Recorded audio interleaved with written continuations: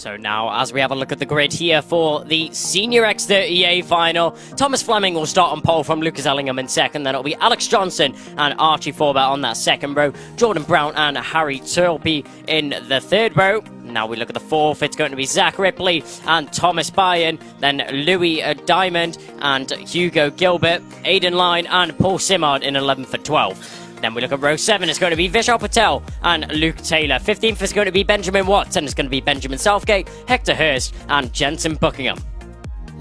On the 10th row of the grid, it's going to be Martin Auger and Remy Gilbert in 20th position. Rounding out the field, though, is going to be Tom Ryan in that 21st and last position on row 11.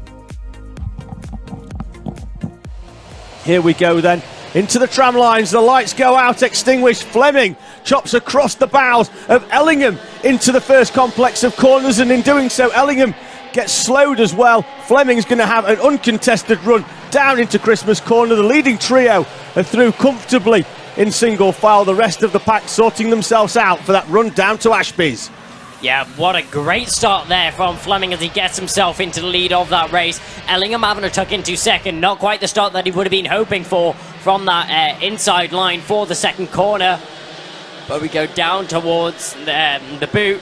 Looking behind him there, that's Ellingham, as he's now very close in behind our leader of Thomas Fleming. Fleming got a great launch off the line, but down the inside, that's a very late move there. That's the number 36. They both ran off the circuit there. Now it looks like that was Zach Ripley going for a move on Jordan Brown. Ripley making 2 positions off the start of this race. Up the inside, there goes Ellingham. I didn't expect him to sit in second for long. Fleming trying to get the switch back, but not able to do so. Maybe down into Ashby's if he's lucky, but up the inside, there goes Fleming, and it looks like following through as well. Johnston's actually going to take the lead there as he manages to switch back both drivers. Fleming is going to take second position, and Ellingham's going to have to settle down into third. He went for the lead and instantly loses 2 positions. I was about to say this is the first time that Johnston's had an opportunity, and Fleming slowing into the boot section on the second lap. Problems for Thomas Fleming, a driver we expected to be on the podium, is making his way to the marshal's post. The cart's parked on the outside,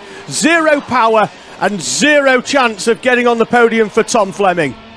That's such an unfortunate situation there for Fleming. We know he had the outright pace. You can see the disappointment and confusion on his face as well. You'll be wondering what quite has happened there. And also very disappointed with the result that he will be getting at the end of the day. But up the inside, there goes Ripley once again, charging through the field right now and opening the floodgates. There goes all the way down the field. Torpey losing 4 positions in the space of 1 corner. But Ripley, what a charge he has had from the start of this race. He'll promote himself into 3rd position. Driver squabbling all the way through the boot. That's going to be the 51 up the inside. That'll be Hugo Gilbert. He'll be making his way through from the back of the field. Obviously, the 2 brothers will be Remy Gilbert and Hugo, both racing in the Senior X30 category. Up the inside, there's a move. That's going to be the number 80 of Joe Brown going for that move. Sorry, that's Jordan Brown going for the move, as he makes it up into Christmas and manages to hold the position as they go down through Ashby's once again. But Alex Johnston, very opportunistic to get himself into the lead as Diamond gets himself into 5th. But will he be able to hold it for long as there's a little bit of wheel banging between the 2 of them? He's going to lose another one there as Hugo Gilbert manages to pull up alongside. And it's all kicking off here in the Senior X30 final as drivers battling for position all over the field. It's been intense from start all the way up until now. We're not even at half race distance yet. Ripley sets the fastest lap. We had Johnston, Ellingham and Fleming on the opening lap, all exchanging places. Diamond comes back down the inside of Gilbert, then now that puts him back up into 6th place. I was saying at the start, this is the first time Johnston's had an opportunity really to battle with Ellingham because of where their different start positions have been in their previous races, and either of them have been able to just move away at the head. The 3 of them, as the 14 goes slightly wide into the corner there, that's Forber from 8th place. He's going to lose a few, and I don't think that's the end of this one. He may well have to defend venomously down towards the boot and park that car on apex, because I thought he was just not going to carry enough speed. He's going to get hung out to dry once again there as the 95 is the H5 95 of Vishal Patel moves up into 11th place. Buckingham and Simard down 12th and 13th respectively. Forber lost 2 places on that lap. And Gilbert's going to lose one there to Torpey in his charge back through the field. Yep, Torpy getting a very textbook overtake there on Hugo Gilbert as we now go down through Ashby's and towards Ozias. Once again, we're nearly at half race distance right now. As soon as the drivers cross the line, there'll just be about half of this race remaining. But Alex Johnston has got himself into the lead, but it doesn't look like he's going to be able to stay there for long as Lucas Ellingham is hard and charging. He was dropped down in third position, got past Fleming in the boot whilst his car was breaking down and is now charging onto the leader of Johnston. Look at the gap he's managed to pull down there. Watch out for Ripley in third as he's catching onto the both of them. So Ellingham in second, but Ripley in third is still a contender for the race lead. He's arriving fashionably late to this first place party, isn't he, Ripley? He's just towing up on the back. 10th or so every single lap. He's going to be there or thereabouts come the end of it. They've got a comfortable gap then back to Brown, who's in fourth place. Ellingham on the lap prior to this one took half of their gap, which was out to 6/10 on Johnston, and down the inside into the boot. Ellingham carries all the speed. Then Ripley's going to come through as well. Johnston's going to drop 2 places down into third. We're still just beyond half race distance. Ripley, the fastest driver out there as well. He's within touching distance of Ellingham as they run up towards Christmas Corner. Johnston isn't going to settle. Down the inside goes Ripley into the lead. Now they're going to be side by side as they take the right down to Inkermans. Then it's going to be on hard on the brakes down into Ashby's. Finally, they settle into a corner until Ripley goes wide onto the rumble strip. Probably the only corner you can run wide there, really, without losing a huge amount of track position, because the next corner is in your favour. Still, though, nose to tail, and Brown will be laughing at this because he wants to come and have another chance. Ellingham, favoured move once again, down the inside into the boot. Johnston's through, and Ripley, having gone into the lead, back down to third place again. It's all kicking off at the front now as soon as Ellingham caught on to the back of Johnston. All these drivers want to have at least a moment of glory in the lead of this race. Ellingham holding on to it for now. Johnston's managed to tuck himself back into second position after all of that. Is he going to try for the lead? No, he isn't. Maybe he's trying to work with Ellingham to pull away from Ripley and Brown, which have now caught onto the back of this battle. Pulling a little bit of breathing room. Johnston knows he's not under threat of an overtake from Ripley for the time being, but Ellingham, you can see, putting his head down on the straight, trying to get that aerodynamical advantage over his competitors. So fast in the boot there, he's quick going into it, loses a little bit of momentum, a little bit of time on the exit, so maybe that's where some drivers will recognise his vulnerability, try and get a better run through the first part, and then switch back through the second going into the final corner. Difficult to do both, isn't it, into the boot? You're either quick in or quick out as Johnston pops out of the slipstream, tries to dive down the inside of Ellingham. Ellingham, though, late on the brakes, as he has been into the boot section and carrying more speed. Diamond picks up a contact warning. We saw in the background he was having a fantastic battle with Byrne. Both of them now have dropped a couple of places because Torpy's back up into 5th place. Taylor's managed to get into 7th in that sandwich. Diamond and Byrne lost a second and a half each, and through down the inside comes Ripley back into 2nd place. That's going to demote Johnston down into 3rd. Brown is now right on the back of this. We've got a 4-car battle for 3 podium places. With that move being made, though, I was going to say it's lost them a bit of time, but Ripley still nose to tail with Ellingham as they make their way up towards Christmas. Checking over his shoulder twice. Insecure is Ellingham right now of this lead. Johnston trying to get the switchback. He's going to try and go the long way around. Isn't able to make it stick. Can Brown get the switchback as they go down into Ashby's? Ellingham going very defensive, late on the brakes as he moves just before that braking zone, trying to unsettle his competitors as they now go down the hill, down toward Ozias. Once again, it's going to be a great overtaking zone, but Ellingham covers the inside as they all go nose to tail. Johnston clipping the curb on the inside. That will lose him quite a bit of time. Brown trying to be opportunistic about that one, going around the outside into the boot. I don't think he's going to be able to make that one stick,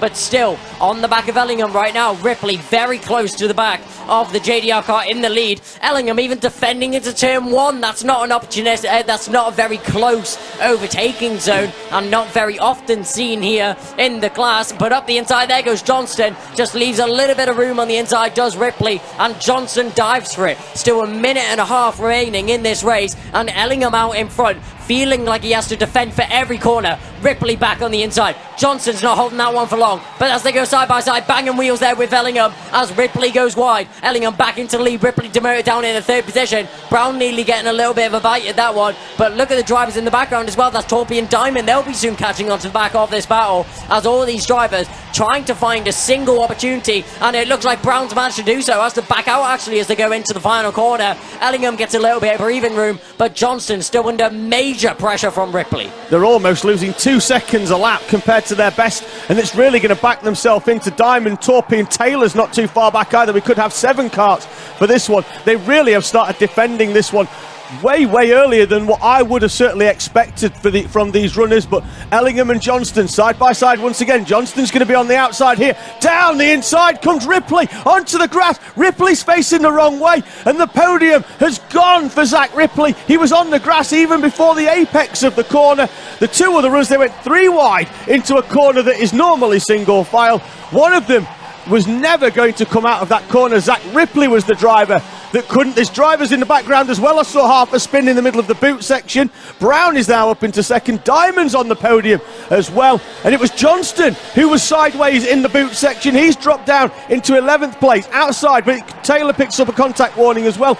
Brown now picks up the battle with Ellingham. I thought Ripley anyway, I thought he'd been incurred a front fairing penalty because he'd run straight into the back of Johnston earlier on. It looked like that had dropped down, but you can never quite tell with these cars depending on where it was positioned at the start of the race. But I thought that it might have been fruitless for him anyway. Nonetheless, he's still going to want to battle it out. Torpy now in 4th place, the position that I'd probably want to be going into such an intense final lap, because he's got nobody to defend against. It's 4 drivers, 3 steps on the podium. Torpy is where I'd want to be in 4th, certainly if I wanted to guarantee a podium. Is there anything Brown can do though about Ellingham on this run up to Christmas corner?